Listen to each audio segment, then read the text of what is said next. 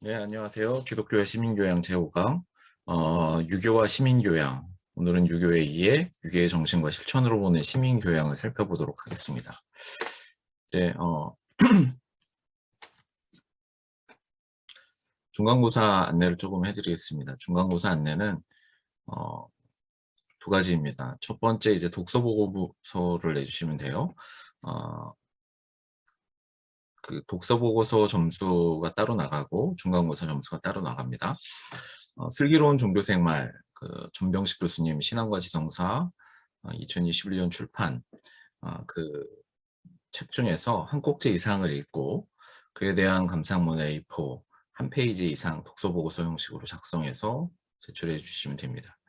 그리고 강의를 정리한 레포트 제출해 주시면 됩니다. 1강부터 7강까지 강의 내용 중에서 중요하다고 생각하는 것을 각 강의당 A4 반장씩 요약하시고 요약이 끝난 후에 한 장 내외로 본인의 감상과 의견을 서술하시면 됩니다. 요약 범위 첫 번째 주는 오리엔테이션 이고요. 그리고 두 번째 주는 종교와 시민교양, 세 번째 주는 종교의 이해, 네 번째 주는 불교와 시민교양, 그리고 다섯 번째 주는 유교와 시민교양, 오늘이죠.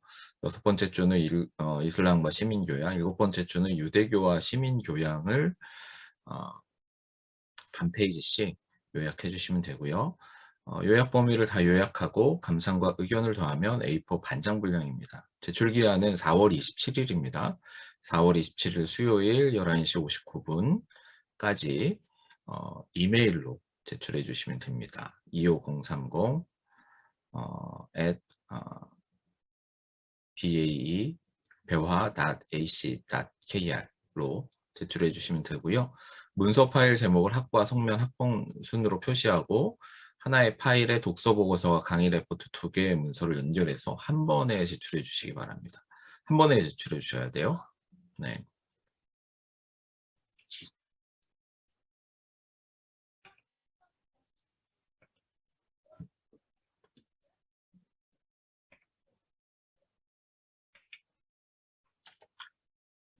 자, 이제 유교와 시민교양을 보도록 하겠습니다. 이제 처음 이제 유교의 이해를 좀 살펴보도록 하겠는데요. 유교의 이해에서는 유교의 일반적인 이해, 그 다음에 공자와 그의 가르침에 대해서 좀 살펴보도록 하겠습니다. 동아시아에서 유교는 이제 풍부하게 여러 나라에서 어떤 사상적 정통으로 자리 잡았는데 특별히 우리나라 같은 경우는 아주 뿌리 깊게 유교 전통이 있는 거죠. 특별히 이제 동아시아에서는 서양과 달리요 어느 한 종교를 배타적으로 따르진 않았습니다. 동아시아 사람들은 유교, 불교, 도교 등 여러 종교를 필요에 따라 하나 혹은 그 이상을 자유롭게 선택할 수 있었던 그런 환경에 있었고요. 또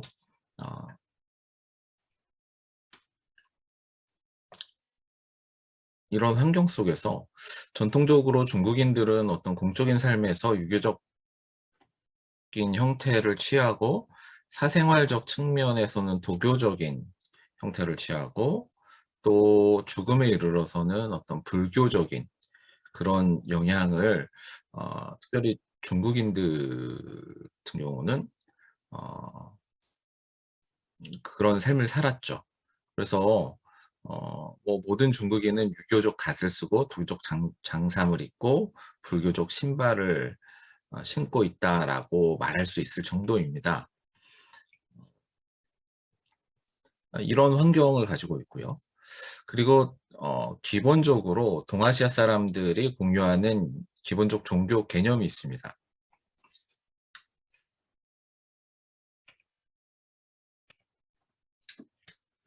네, 동아시아인이 공유하는 기본적 종교적 개념을 좀 설명해 드리면 우선 귀신과 상제가 있습니다. 그러면 뭐 귀신, 상제, 귀신은 그러니까 이걸 조금 풀어서 설명해 드리자면 사람에게 신과 귀가 있는데 사람이 죽으면 신은 하늘로, 귀는 땅으로 가는데 억울한 죽음을 죽었거나 제대로 장사를 지내지 못한 귀는 땅으로 가지 못하고 사람들에게 해를 끼친다. 이것이 바로 귀신이다. 이렇게 이해를 하고 있는 거고요. 상제는 가장 위대한 조상신으로 하늘에서 자연현상을 관찰하고 인간의 생사화복에 영향을 끼치는 가장 위대한 신을 이야기합니다. 그리고 천과 천명이 있습니다. 상제를 대신하는 개념이에요. 천은 하늘, 그러니까 하늘이라는 개념, 상제라는 개념이죠. 천은 하늘 또는 하느님이라는 존재를 받아들이는데 이 천명이라는 것은 하늘 또는 하느님의 명령이나 뜻을 천명이라고 여깁니다. 그리고 일종의 숙명으로 받아들이고요. 중국에서는 하늘의 명을 받아들여 다스리는 사람을 천자라고 칭했습니다.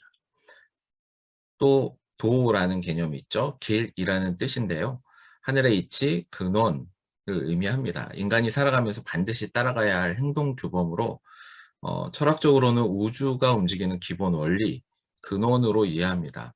유교에서는 도의 윤리적인 면을, 도교에서는 철학적인 면을, 도의 철학적인 면에 관심을 가지고 있습니다. 또 음양이라는 개념이 있습니다. 음양은 천지만물을 이루는 기본적인 두 가지 상반된 기질입니다. 세상은 이 음양이 조화를 이루어야만 평화롭지만 조화가 깨지면 온갖 문제가 생깁니다. 음은 여성스러움, 차가움, 어두움, 부드러움 등으로 대표되고요. 양은 남성다움, 더움, 밝음, 건조함, 강함 등으로 이해됩니다. 효와 조상숭배 사상이 있습니다. 효제와 조상숭배 사상이 있는데요. 효제라는 것, 효라는 것은 부모를 공경하고 돌보는 것이고요. 제는 가족 중에서 나이든 윗사람이나 사회의 연장자를 받드는 것을 의미합니다. 조상숭배는요, 효도의 연장으로 제사를 통해서 부모와 자식 간의 유대가 지속된다고 보고, 부모가 살아계실 때는 육체적으로 부모를 편하게 모시고 자신의 몸을 부모 몸의 연장이라고 여겨서 훼손하지 않으며 부모의 존재가 계속 이어지도록 자식을 낳고 사회적으로 성공을 해서 부모의 이름을 빛나도록 하며 또 부모의 사후에는 제사를 통해서 부모가 내 속에 살아계시도록 해야 한다고 믿었던 것입니다. 그것에서 출발하는 것이 바로 조상 숭배입니다.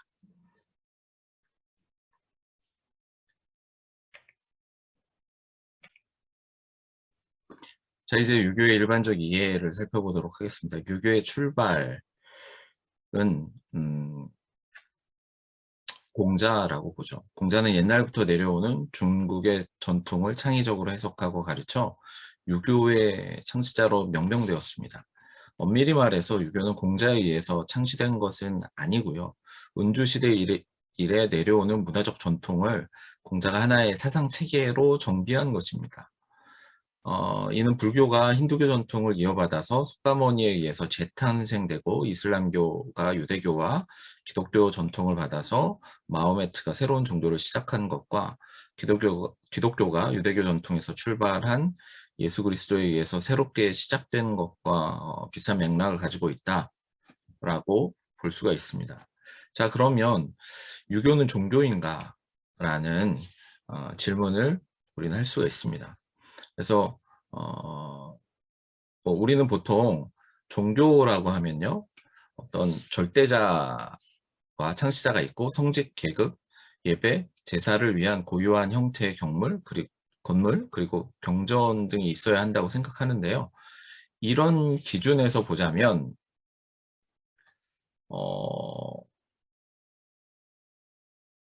유교는 좀 종교다 라고 말하기가 어려운 부분이 있습니다.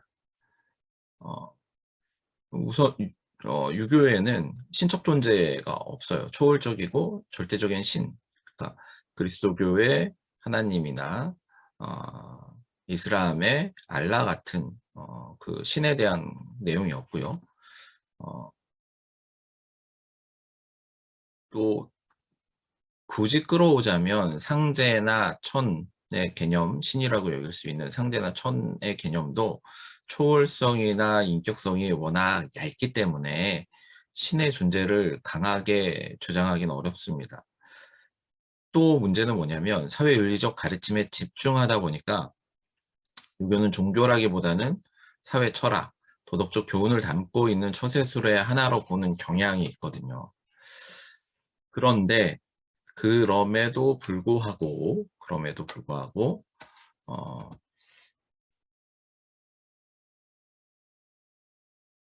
종교라고 볼 수 있는 부분이 있을 수 있습니다. 어, 그러니까 그러나 대부분의 경우에 있어서는 유교는 많은 경우에 있어서 일반적으로 유교를 대할 때는요. 유교는 하나의 종교라기보다는 정치 철학, 사회적 윤리 규범으로 보는 시각이 많은 것도 사실입니다.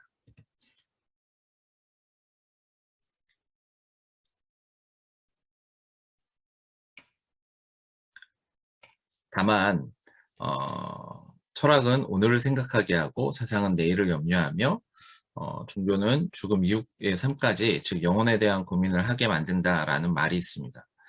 그러니까 철학은 개인의 소망과 변화에 대해서, 사상은 집단의 희망과 개혁에 대해서, 종교는 인류 전체의 희망과 미래 변혁에 대해서 고민합니다. 근데 유교는 오늘 지금 여기라는 인간의 현실 문제에 집중하는 현세 지향적 성격이 강하고, 인간과 인간 사이의 관계에 초점을 두는 경향이 강합니다. 더구나 유교에는 죽음 이후의 문제에 대한 고민이나 개념이 희박하죠. 물론 유교에도 불멸이나 영원과 같은 개념이 있습니다.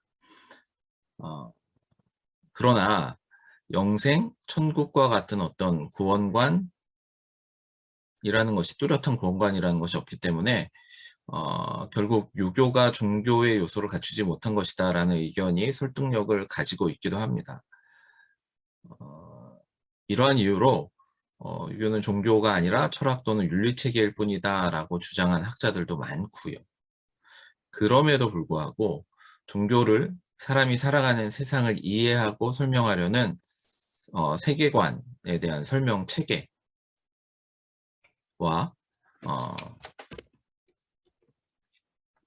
종교를 통해 인생의 문제를 해결하려고 하는 인생 문제 극복 체계로 본다면, 이렇게 본다면, 그러니까 세계관에 대한 설명 체계, 인생 문제 극복 체계로 본다면, 그러면 유교는 종교로서의 역할을 하고 있죠.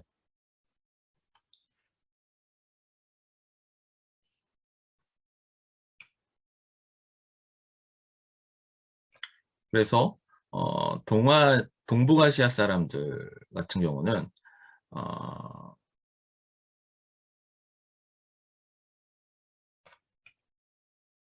그래서 이런 측면에서 보면 동북아시아를 지배해온 어떤 종교 체계라고도 볼 수 있습니다. 그리고 동북아시아 국가들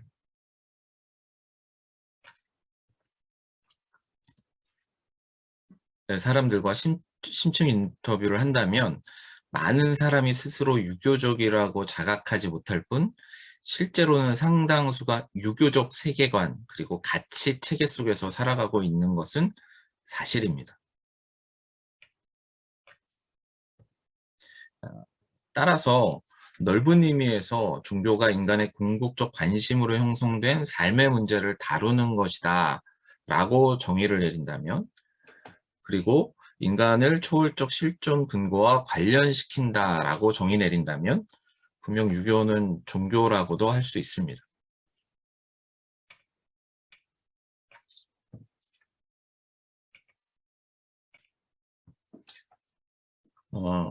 또 한 가지 유교를 종교로 바라보는 관점은요.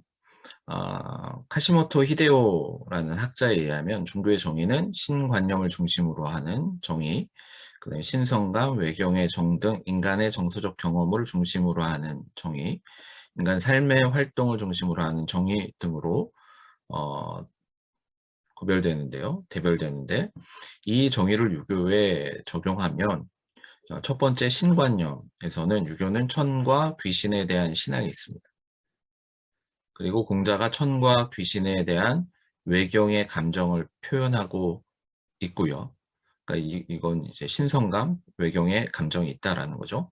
공자를 창시자로 하고 있으며 공자의 가르침으로 육경이라는 경전이 있고요.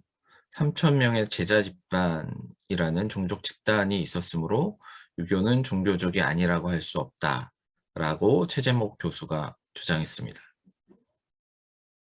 육경이라는 것은 중국 춘추 전국시대의 6가지 경서를 이야기합니다. 역경, 서경, 시경, 춘추, 예기, 악기를 말하는데요. 춘추시대 이후 공자가 정리했다고 해서 유가의 경전으로 인정되는 것들, 그 책들입니다. 육경. 결론적으로 이야기하면 유교는 상식적이고 현실적이며 현세 중심적인 성격을 갖고 있기 때문에 종교가 아니라 철학 또는 윤리 체계일 뿐이다라고 주장하는 사람들이 많이 있습니다. 뭐 개인적으로는 저도 종교보다는 윤리 체계 쪽으로 보는 경향이 저도 많이 있는데요. 그러나 이것은 종교를 어떤 서양의 기준에서 보고 그 잣대로 유교를 구분하려고 하는 생각에서 나온 것도 사실입니다.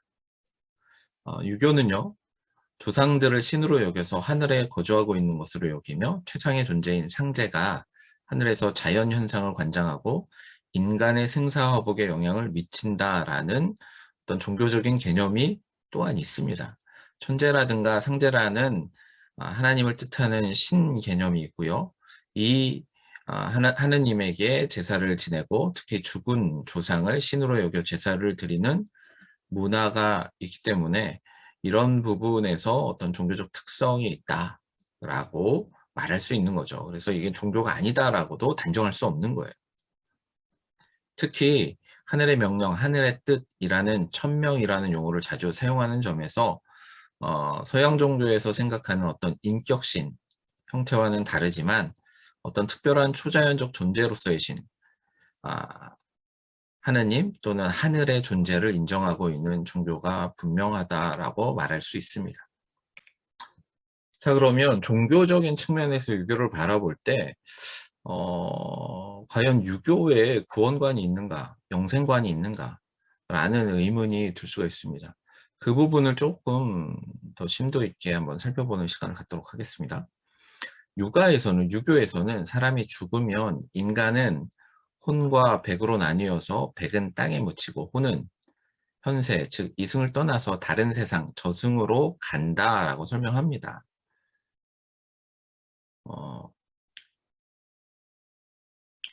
귀와 신과 일맥상통하는 거죠. 그리고 일정한 요건을 갖추면 조상신이 되어서 신 대접을 받게 되는데요. 그도 4세대, 즉 120년이 넘으면 흩어지는 존재가 된다라고 봤습니다. 그래서 제사를 흔히 4대째 조상까지만 드려서 4대 봉사라는 말이 여기서 나온 겁니다. 조상신 중에서도 특별한 존재, 즉 왕족이라든가 나라에 큰 공을 세운 인물들은 4대를 넘어서도 예의를 갖추어 제사를 드리기도 하는데, 예를 들자면 이순신 장군, 유성룡 같은 분들이 그런 대상이 됩니다. 그래서 유교에서는 일반적으로 이제 구원관이 없다라고 하는 부분이 여기에 있는 거예요. 흩어진다라는 이 개념 때문에.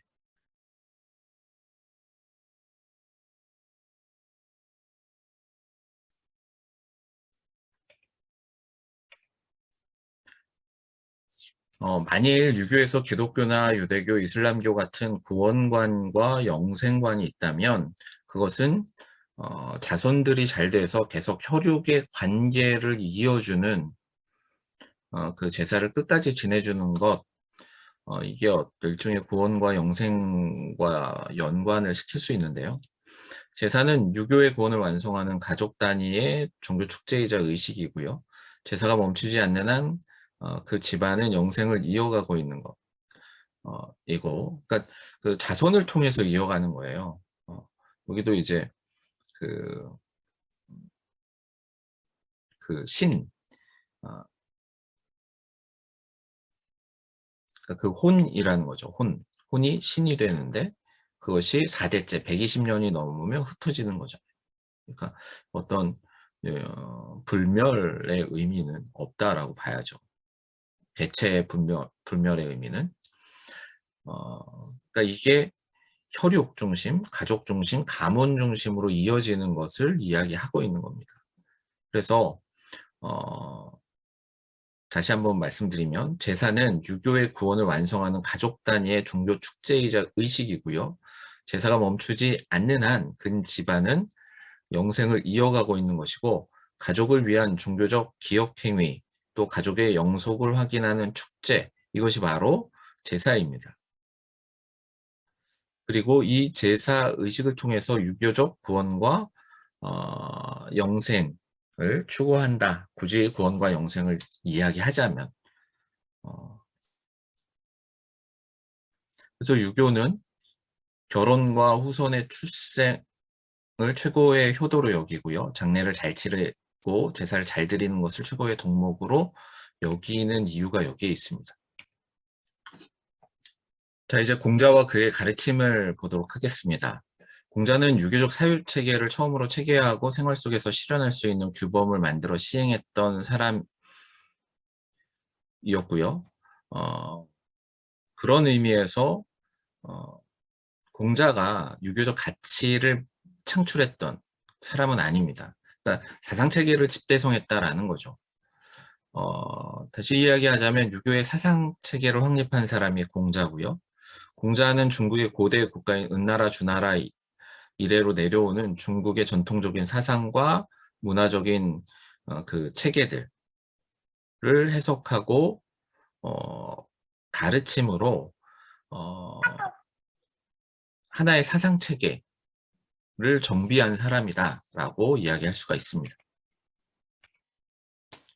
따라서 공자는요, 유교라는 종교의 창시자라고 보기보다는 유교적 사상을 세우고 가르친 위대한 스승이다라고 말할 수 있고요. 자, 그러면 유교에 대한 사전적 정의는 공자를 시조로 하고 인의를 근본으로 하는 정치와 도덕의 실천을 주장하는 유학의 가르침, 그리고 그 가르침을 따르는 종파라고 사전은 이야기하고 있고요. 포괄적 정의로 유교를 이야기하자면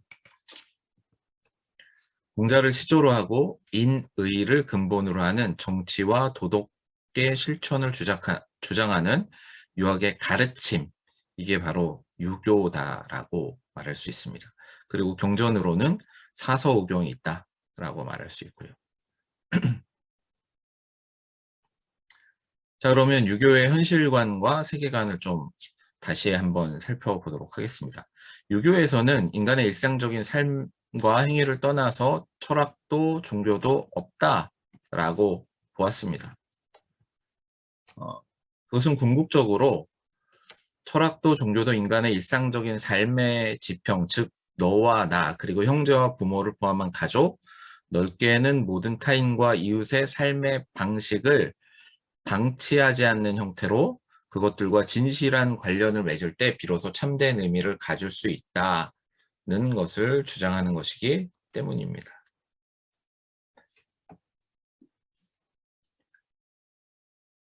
그러므로 유교의 세계관은요, 현실의 세계와 초월의 세계를 대립시키고 그 갈등 속에서 긴장된 어떤 세계관을 찾는 것이 아니라요, 두 세계를 조화하고 융합해서 하나로 친밀하게 파악하고 있다라는 것. 이것이 유교의 세계관이 갖는 중요한 특징 중에 하나다라고 말할 수 있습니다.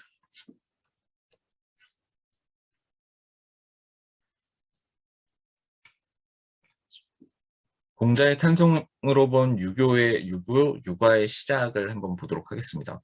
공자는 고대 중국의 격동기라고 할 수 있는 춘추전국 시대에 비원전 551년 노나라의 산동성 곡부에서 탄생했습니다. 3세 때 부친이 세상을 떠나서 어머니에 의해서 양육되었고요. 책벌레라는 별명을 들을 정도로 독서와 공부에 열심이었습니다. 일찍부터 만나는 이들에게 질문을 통해서 배움의 길을 넓히고 책을 통해서 지식과 지혜의 길을 얻어서 세상의 이치를 터득했다고 합니다. 음악도 즐겨하고 노래도 즐겨 불렀다고 합니다. 30세에 이르러 제자들을 가르치기 시작했다고 하는데 하고요. 또 곡식장포를 지키는 하급관리로 시작해서 50세쯤 노나라의 대사구라는 법무부 장관에 해당하는 고위 관리직에 오르기도 합니다. 그러나 그가 품고 있는 이상이 현실의 벽에 부딪히자 이 고위관리직을 그만두고 56세에 노나라를 떠나서 14년 동안 여러 나라를 위랑하면서 자신의 정치적 도덕적 이념을 받아들여주고 증명해줄 그런 군주를 찾았습니다. 그러나 결국은 실패하고요. 68세쯤에 고향에 돌아와서 교육과 책을 쓰는 일에 매진을 했습니다. 말년에는 중국의 고전을 편찬하는 등 저술과 교육 사업에 힘쓰다가 주전 479년 73세에 고향 곡부에서 생을 마감합니다. 공자는 사후세계보다 현실에서 바르게 살아갈 것에 대한 문제, 특히 정치와 도덕에 대한 많은 교훈을 남겼습니다. 또 사회적 질서인 예와 개인과 집단이 지켜야 할 도리로서 도를 가르침의 기본으로 삼았고요. 이 가르침은 후에 책으로 남고 제자 그룹이 형성되어서 유가 집단을 이루고 이는 유학과 유교의 시작이 되었습니다. 대표적인 제자로는요, 맹자와 순자가 있습니다. 특히 맹자를 으뜸으로 여겨 유교를 공맹지교, 즉 공자와 맹자의 가르침이라고도 일컫습니다. 맹자의 가르침에는 오륜과 호연지기, 순자의 가르침은 성악설로 대변됩니다. 자, 그러면 유교의 대표적 경전 사서오경에 대해서 살펴보도록 하겠습니다. 이거는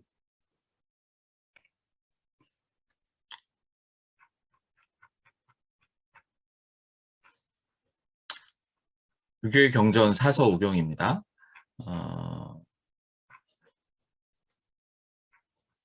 사서는 논어, 대학, 중용, 맹자 이 4권의 책이고요. 오경은 시경, 서경, 주역, 예기, 춘추 5권의 책입니다.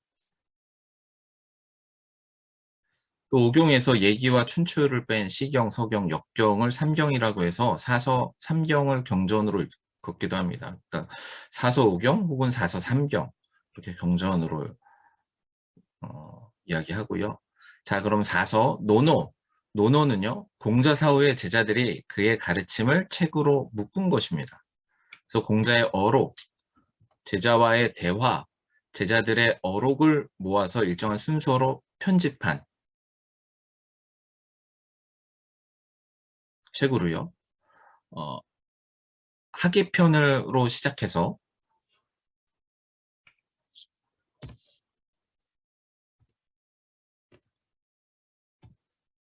20편으로 구성되어 있고요. 주요 핵심은 인을 강조하고 있습니다. 어질고 자비로운 인을 강조하고 있습니다.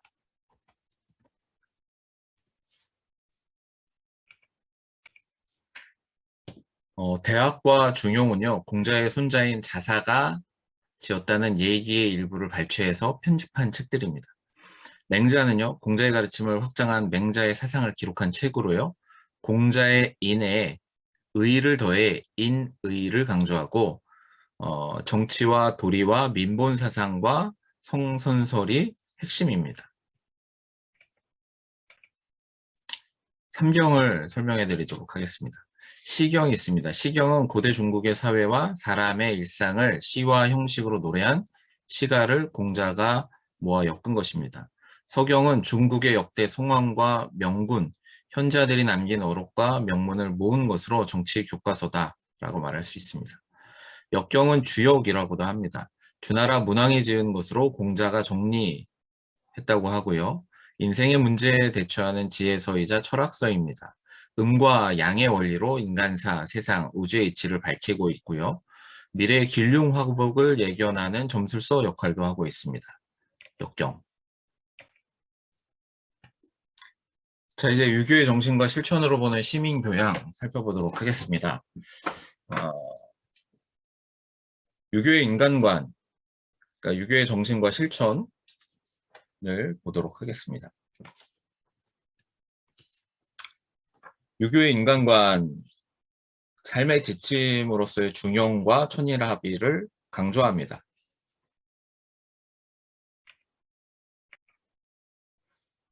유교의 인생관의 특징은요, 현실적이며 긍정적, 낙천적인 것이 특징입니다. 그러나 그 유교의 인생관이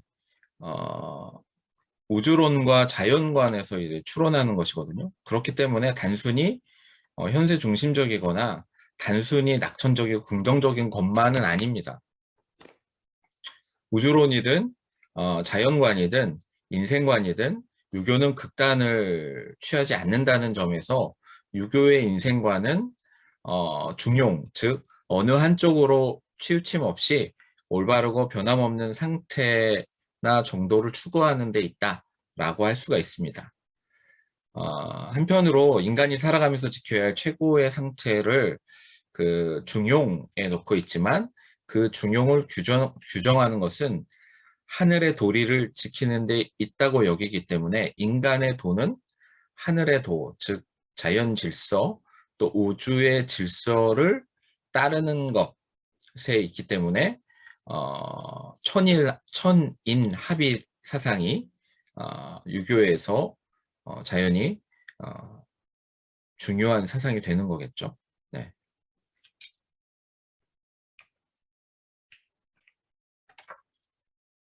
공자의 도덕론과 휴머니즘으로서의 인이 중요합니다. 공자의 가르침의 핵심 단어는 인이에요. 인. 한자의 인을 풀이하면 두 사람이 함께 있는 모습입니다. 사람이 둘 모인 것, 사람과 사람 사이의 관계, 이것이 인입니다. 공자는 어질다, 자비, 박애로 표현되는 인을 중심으로 인간애와 공동체의 윤리를 강조하고 있습니다. 공자는 인의 구체적인 실행 방식으로 충과 서의 도리를 가르칩니다. 충은요, 진심과 성실로 자신의 일을 다하는 것, 이것을 이야기하는 것이고요. 서는 나를 생각하듯 남을 헤아려 살피는 행위입니다. 즉, 진심과 성심으로 내 일을 하고요. 나를 생각하듯 남을 헤아려 살피는 것, 그것이 바로 충서라는 것. 이것이 어짐, 자비, 박애라는 인이 우리의 구체적인 삶 속에서 실현되는 방법, 그것이 바로 충과 서다. 자신에게 진심과 성실로 자신의 일을 하고 나를 생각하듯 남을 헤아려 살피는 것.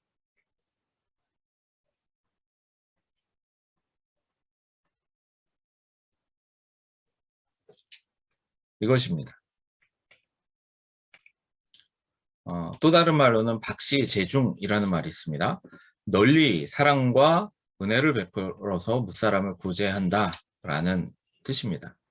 자, 이제 육아의 핵심 사상을 좀 더 구체적으로 들어가 보도록 하겠습니다. 인간의 삶의 의미와 죽음에 대해서 육아가 어떤 관점을 갖고 있는지 지금까지 계속 설명을 해드렸어요. 네. 유교는 인간이 삶을 충실하게 살아가는 데 힘쓰기를 강조하며요. 내세에 대해서 유보적인 태도를 취하고 있습니다. 공자는요, 초월적인 존재나 내세의 삶에 대해서 직접적으로 얘기한 적이 없어요. 공자는 자신이 처한 곳에서 도리를 다하고 인간으로서의 삶을 살아내는 것에 관심이 많았지 내세의 영원한 삶에 대해서는 그다지 큰 관심을 갖고 있지 않았습니다. 오히려 죽음의 문제는 삶의 과정 가운데서 논의되어야 한다라고 보았습니다. 그래서 인간의 삶이 얼마나 실존적 깊이를 가지고 어떠한 의미를 가지냐가 넷의 삶보다 더 중요하다고 본 사람이 바로 공자입니다. 공자는 인간이 마땅히 가야 할 길을 도라고 생각했기 때문에 아침에 도를 깨달으면 저녁에 죽어도 좋다고 할 정도로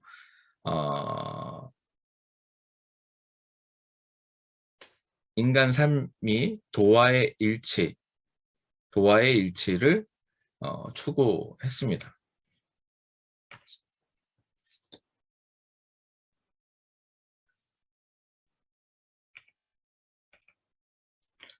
공자는 인생에서 인격적으로 최고의 가치를 성취함으로 인생의 의미를 추구할 수 있다. 인생의 의미에 궁극적 의미에 다다를 수 있다라고 보았습니다. 그래서 공자는요, 믿음을 돈독히 하고 배우기를 좋아하며 죽음을 당하더라도 도를 참되게 하며 몸을 죽여 인을 이룬다라고 말합니다. 즉 인을 이루는 것, 계속 이제 인을 이야기하잖아요.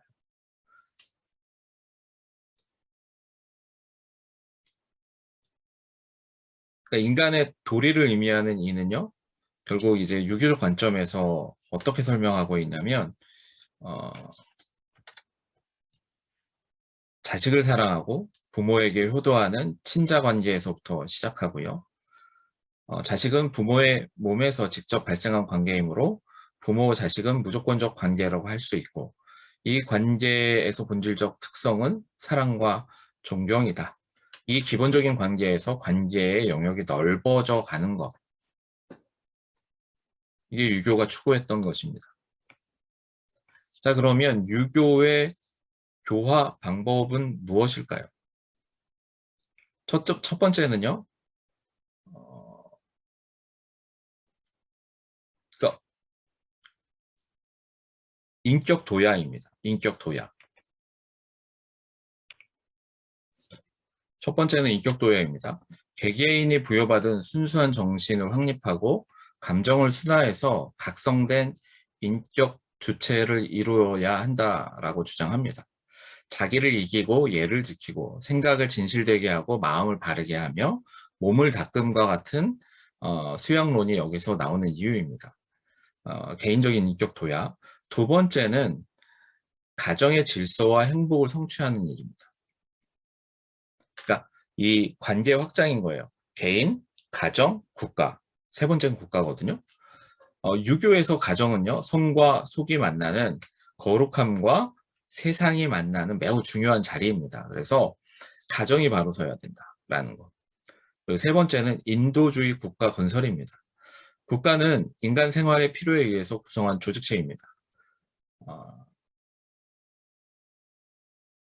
그리고 이 조직체는 기강과 질서가 있어야 되고요.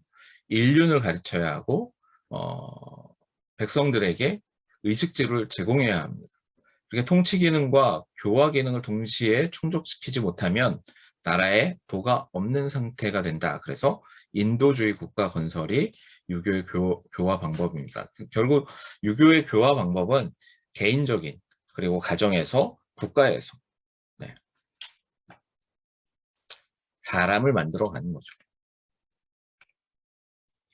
네, 유교의 주요 개념들을 정리해 드리도록 하겠습니다. 첫 번째 이인입니다. 유교의 가장 최고의 덕목으로 어진 마음을 말합니다. 그리고 사람이라면 반드시 갖추어야 할 덕목으로 인간다움, 덕스러움, 선한, 자비 등으로 표현됩니다. 결국 사람을 사랑하는 것이라고 정의될 수 있습니다. 두 번째, 수기치인의 학문입니다. 자기 도덕성의 완성을 위해서 자신의 몸과 마음을 닦음으로 배우는 일과 아는 일에 수양하고 정진해서 그 수양으로 다스리는 자의 성품과 자격을 갖추고자 하는 이론과 학문이 수기치인의 학문이다 라고 이야기할 수 있습니다. 또 수신제가 치국 평천하를 추구하지요. 사람이 먼저는 자신을 수양하고 다음으로는 가정을 잘 다스리고 그런 후에 비로소 나라를 다스리고 세상을 평정할 수 있다라는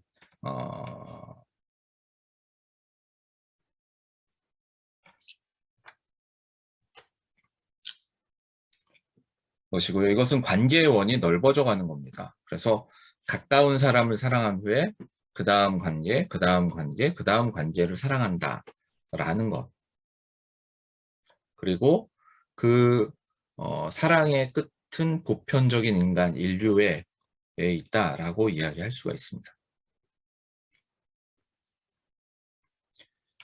그 다음 네 번째, 정명이 있습니다. 정명. 정명이라는 것은 이름을 바르게 한다라는 것입니다.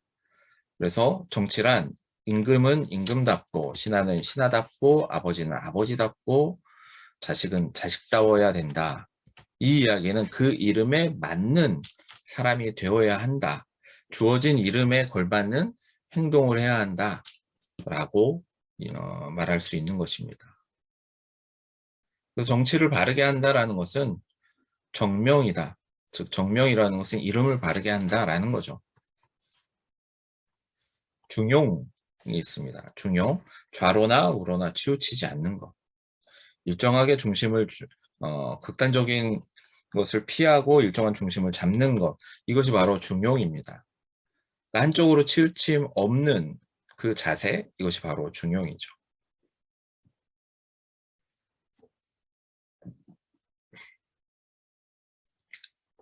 그리고 한쪽으로 치우침 없는 중도를 지키는 자세는 화해와 평화를 가져오고 겸양의 자세를 가져다 준다라고 유교는 주장하고 있습니다. 충서라는 것 설명을 해드린 부분이 있어요. 인을 보충하는 실천 강령입니다. 충서.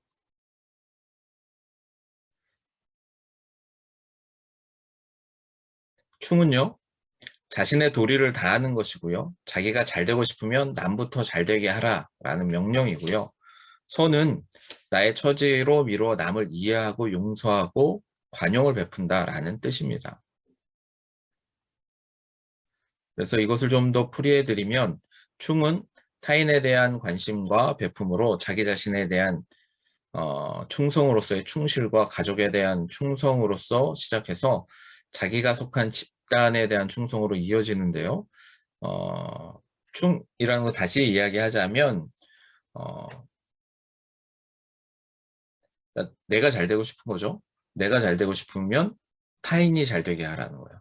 그럼 타인이라는 것은 결국 그러니까 나와 타인이 있는데 관계를 먼저 나에게 충실하고 그 다음에 가족에게 충실하고 그리고 자기가 속한 집단에게 충실하고 그리고 보편적인 인류에까지 나가는 그런 부분이 있는 겁니다. 그리고 서는 나의 처지를 놓고 남을 이해하고 용서하고 관용을 베푸는 건데요. 그건 한마디로 이야기하면 내가 원하지 않는 건 남에게 하지 마라. 이런 겁니다. 자, 다음은 군자인데요. 인의 마음과 충서의 정신과 중용의 자세를 갖추고 살아가는 최상의 인간 상태, 이것을 군자라고 했습니다. 말과 행동에 있어서 성숙함이 있고요. 불필요하거나 어리석은 말을 하지 않는 사람입니다. 야비하거나 추잡하게 굴지 않고요. 자신의 재주와 능력을 자랑하지 않고 어떠한 경우에도 조급함이나 염려함 없이 모든 일에 잘 대처하는 유교가 바라는 최고의 이상적인 인간상이 바로 군자입니다. 그래서 유학을 공부하고 유교의 정신을 실천하는 최고의 목표는요, 군자가 되는 데 있습니다. 4단, 인의예지. 사람으로서 갖추어야 할 4가지 마음가짐입니다. 인은 어짐, 자비심, 사랑, 의는 의로움, 즉 정의, 예는 예의, 개인이 지켜야 할 예의와 사회적 제도로서의 예의가 있습니다. 지는 지혜를 이야기하는 겁니다. 이것이 4단, 인의 예지라는 것입니다. 이 중에서 특히 공자는 인을 최고로 여겼습니다. 인은 어찌 보면 예민한 도덕적 감수성이다라고 말할 수 있습니다. 그리고 삼강오륜이 있습니다. 도덕의 기본이 되는 3가지 강령과 5가지 일륜이라는 것인데요. 삼강오륜이라는 것은 3강에는 군의신강, 임금과 신하 사이의 도리가 있고요. 부의자강, 어버이와 자식 간의 도리가 있고요. 부위, 부강, 남편과 아내 사이의 도리를 의미합니다. 자, 그러면 오륜이 있습니다. 오륜은 부자 유친, 아버지와 아들 사이의 도는 친해에 있으며, 군신유의, 인군과 신하의 도리는 의리에 있고, 부부유별, 부부 사이에는 서로 침범하지 못할 인륜의 구별이 있으며, 장유유서, 어른과 어린이 사이에는 차례와 질서가 있어야 하며, 붕우유신, 친구의 도리는 믿음이 있어야 한다라는 가르침, 이것이 바로 오륜입니다.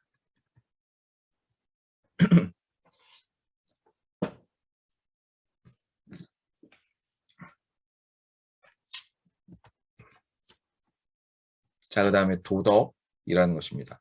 본래 도와 덕의 개념을 따로 사용하던 것을 순자가 처음으로 두 글자로 합쳐서 사용하기 시작했습니다. 도라는 것은요, 천지 만물의 공통적인 본성을 의미합니다. 도는 원래 사람이 다니는 길을 가리켰는데요. 이를 차용해서 사물이 운동하거나 변화할 때 반드시 따라야 할 부분적인 법칙은 혹은 만물의 본체를 의미하게 되었습니다. 이게 도라는 거죠. 천지 만물의 공통적 본성. 덕이라는 것은 개별적 사물들, 인간의 본성을 이야기합니다. 덕은 득과 중국어 발음과 뜻이 비슷합니다. 그러니까 사물이 도로부터 얻은 특수한 법칙 혹은 성질을 의미하고요. 도에 대한 인식과 수용이 자기에게 갖춰진 것, 이것이 덕이다 라고 이야기할 수 있습니다.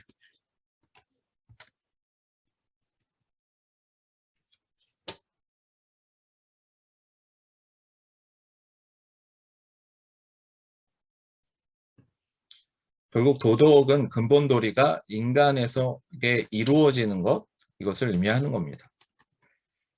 자, 그 다음에 와 제입니다. 효와 제, 이것은 윗사람 공경을 이야기하는 겁니다.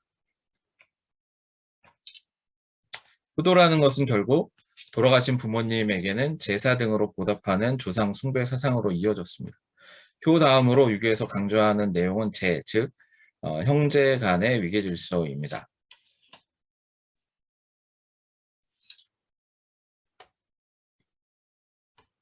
이는 곧 한국의 남자 사이에서 나이를 따져 서열을 정하는 문화로 정착돼 왔는데요. 이것은 어떤 의미에서는 극복해야 할 우리의 사회 문화다라고 볼 수가 있습니다. 꼭 남자만 그렇진 않죠. 네.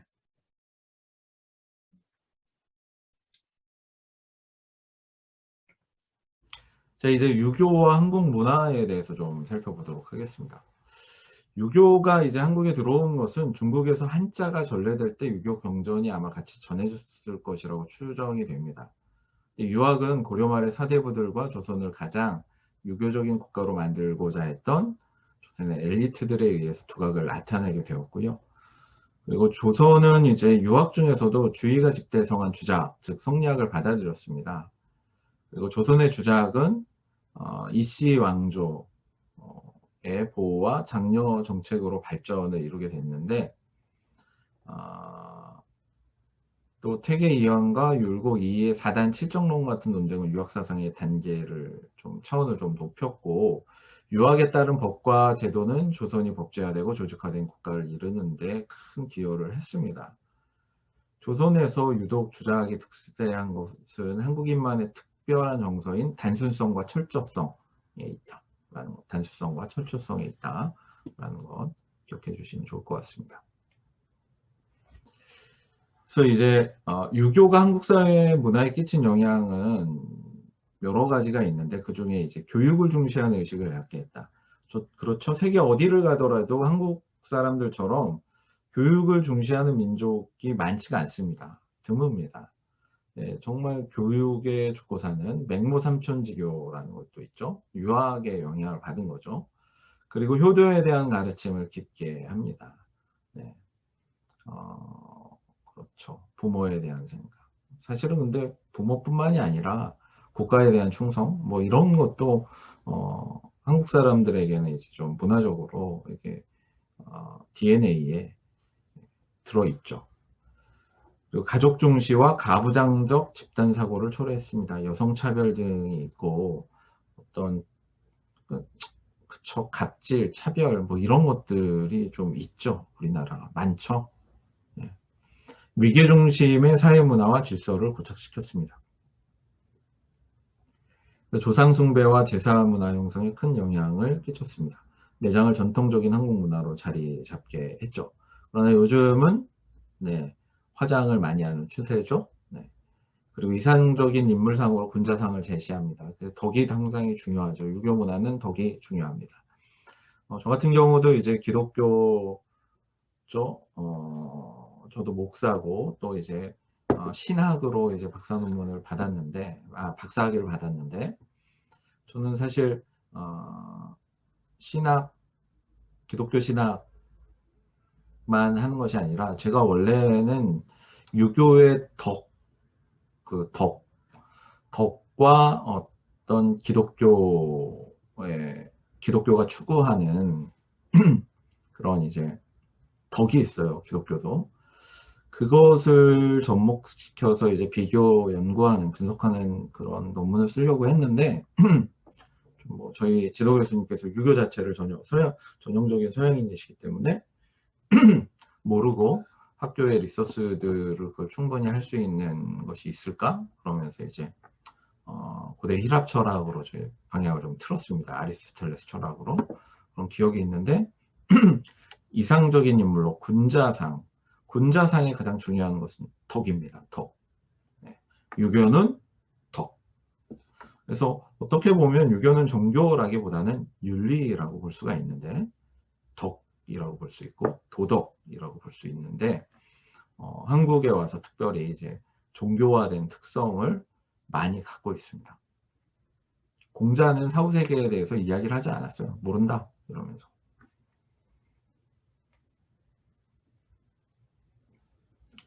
자, 유교의 부정적인 영향과 긍정적인 영향이 있는데 부정적인 영향은 이제 주작을 절대시해서 사대주의 사상에 몰입했습니다. 특히 중화, 중국, 그리고 폐쇄적인 집단의식을 발전시켰고요.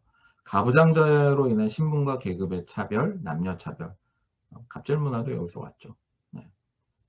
체면치레 문화와 상하복종의 권위주의적인 사회 문화 형성을 했고요. 조상 제사의 강조의 부작용들이 있습니다. 그 유교의 긍정적인 영향은 학문에 대한 열의로 배움의 문화를 형성했고요. 부모에 대한 효도와 가정 중심의 문화를 이루게 한 것. 이것이 이제 유교의 뭐 좋은 점이다, 긍정적인 점이다라고 말씀드릴 수 있습니다. 이건 아까 강의를 좀 진행하면서 살짝 다 언급한 부분들이죠. 자, 오늘날 한국 유교의 과제가 있습니다. 한국인은 뭐 종교성을 다 떠나서 사실은 실천적인 유교인입니다. 기독교인들도 그렇고요. 네. 오늘날 대한민국의 바람직한 시민으로서 교양을 갖추고 실천을 돕기 위해 유교의 긍정적인 인간관과 도덕관을 높이는 일은 상당히 필요해요. 그런데 부정적인 측면이라는 부분을 분명히 인식해야 됩니다. 계층 구조를 중시하고 그 다음에 차별을 고착화시키고 이런 부분은 정말 그리고 체면과 허례허식으로 인해서 낭비하는 부분 이런 것은 우리가 좀 지양해야 하는 부분이다라고 볼 수가 있습니다. 저희 전병식 교수님의 강의 노트에서 이건 갖고 왔는데요. 이거 보시면 인과, 충과, 서의 정신으로 새롭게 국민정신을 일깨우고 중용의 정신으로 현대인들의 극단적인 삶의 태도의 변화를 이끌며 바람직한 인간상으로 군자상을 오늘의 현실에 맞게 새롭게 확대하고 확립해서 참된 인간이 되도록 가르치는 인성교육을 실시하는 데 도움을 주고 제사의 본래 의미를 살려 바람직한 조상 추모 의식으로 가족의 화합 축제로 발전시켜야 한다라고 이렇게 되어 있습니다. 축소된 세계지도다. 제사상 역시 세계관을 표현합니다. 신위라고 해서 제사상의 가장 윗자리에 영혼이 앉는 자리를 배치하고요. 음식 배열의 원칙들은 우동상 좌서하, 그래서 오른쪽 동쪽의 음식은 먼저 먹어야 할 좋은 음식을 두고 서쪽으로 갈수록 나중에 먹어도 되는 것을 두는 원칙이에요. 그래서 홍동백서, 붉은 종류의 음식이 몸에 좋으니까 먼저 먹고 자주 먹어야 한다. 그래서 붉은 음식부터 흰 음식까지 이렇게 배치를 하는 거죠. 조율이석, 그래서 뼈에 좋은 대추, 머리에 좋은 밤, 배에 좋은 배, 피부에 좋은 감 순서로 과일은 이렇게 먹고요. 좌포우회해서 말린 음식은 왼쪽에 두고 소금에 절인 젓갈류는 오른쪽에 둔다. 어동육서는 생선은 동쪽에 고기는 서쪽에. 두동미서는 머리를 먹는 음식은 오른쪽, 꼬리를 먹는 음식은 왼쪽. 그리고 단 음식은 가장 먼 곳에. 근데 이 원칙이 있어요. 이걸 자세히 읽어보면 그냥 왜 이렇게 뒀을까 이런 거 보면 건강에 좋은 음식을 먼저 먹어라. 먼저 먹을 수 있는 자리 배치. 이게 제사상의 자리 배치예요. 그냥 간단하게 얘기하면 건강에 좋은 음식 가장 먼저 먹을 수 있는 자리 배치. 예, 이렇습니다. 그래서 저희 교과서에도 있고 제사상 요걸 좀 간편하게 찾아봤습니다. 조상님 국밥 해서 후손들이 앉고 생선, 고기, 튀김, 전, 나물, 과일 등 후식 이런 식으로 되어 있는데 아까 앞에 있는 것과 잘 배치하면 몸에 좋은 것부터 먹게끔 이렇게 배치를 합니다. 여기 앉아서 이제 오른쪽이잖아요. 오른쪽에서부터 이렇게 몸에 좋은 거부터 좀 덜 좋은 거 이런 식으로 배치를 하죠. 네. 자, 그러면 이 제사상 아까도 얘기했지만 제사상의 배열 원칙은 몸에 좋은 것부터 먼저 드세요라는 효심을 드러내는 거죠. 즉 원래 그 유교라는 것은 유교의 가장 핵심 가치는 효죠, 효. 네. 그걸 드러내고 있습니다. 서양 문화, 특히 기독교와의 관계를 조금 생각해 보겠습니다. 오늘의 유교는 전통의 폐쇄성을 탈피하고 현대화를 시도하면서 서양 문화와 기독교의 깊은 관심과 적극적인 수용 태도를 보여주고 있습니다.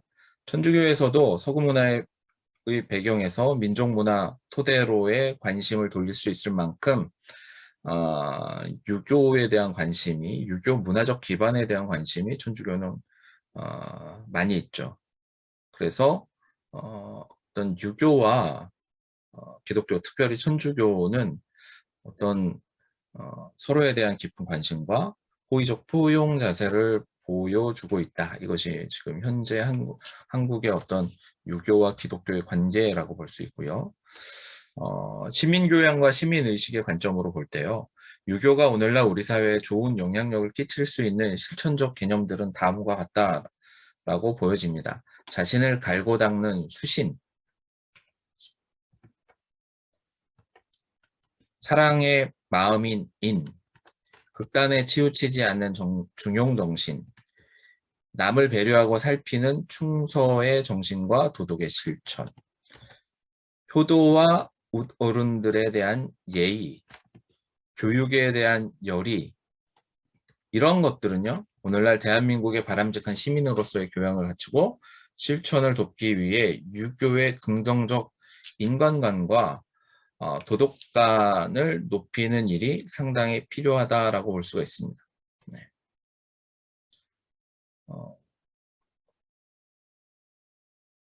또 5강 과제는요. 유교가 오늘날 한국 사회의 시민교양과 실천에 가장 크게 기여할 수 있는 점을 한 가지만 선택해서요. 그 이유를 간단히 서술해 보시기 바랍니다.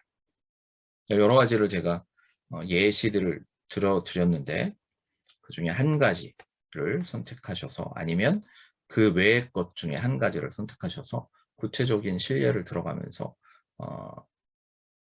구체적인 실례까지는 아니지만 여러분이 생각하는 왜 그런지에 대한 이유를 간단히 서술해 보시기 바랍니다. 지금까지 김민석 박사였습니다. 감사드립니다.